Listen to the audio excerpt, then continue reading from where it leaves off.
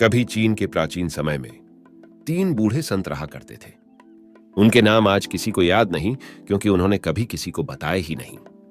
चीन में उन्हें बस 3 हंसते संतों के नाम से जाना जाता है। वे हमेशा साथ यात्रा करते और सिर्फ हंसते रहते। जब भी वे किसी गांव या शहर में जाते, वहां के मुख्य चौराहे पर खड़े होकर हंसना शुरू कर देते।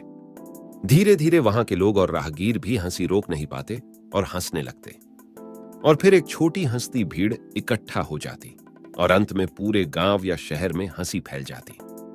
तब वे 3 बूढ़े संत अगले गांव की ओर चल देते।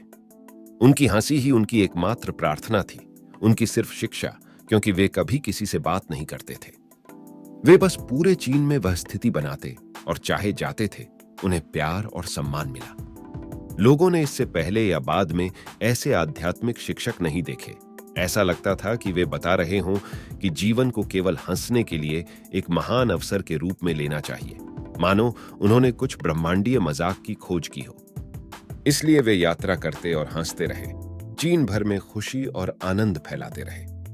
एक दिन उत्तरी प्रांत के एक विशेष गांव में उनमें से एक की मृत्यु हो गई। लोग स्तब्ध रह गए और दूर दूर से खेतों को अनदेखा करके दौड़े चले आए, बस इस नाटकीय घटना पर बाकी 2 संतों की प्रतिक्रिया देखने के लिए। उन्हें लगा कि वे शोक मनाएंगे या रोएंगे, और पूरा गांव उस जगह पर आया जहां 3 संत थे, 2 जीवित और 1 मृत।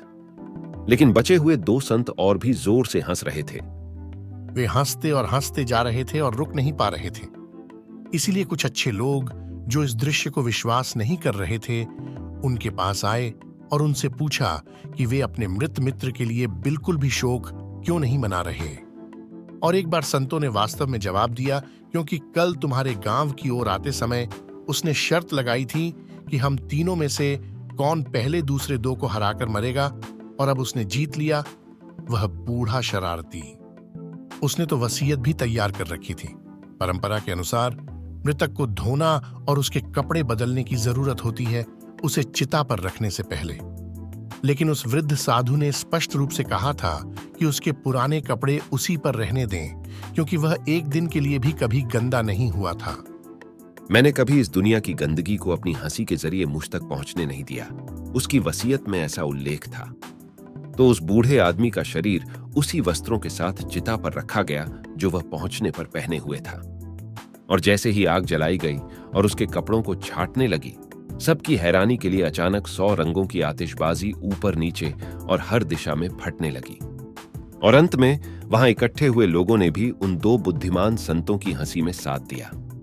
देखिए, जीवन में शायद इस धरती पर हमारे होने का एकमात्र कारण यह हो सकता है कि हम हंस सकें और हंसते रहें, और कभी भी आनंद और हंसी का अनुभव करना न रोकें।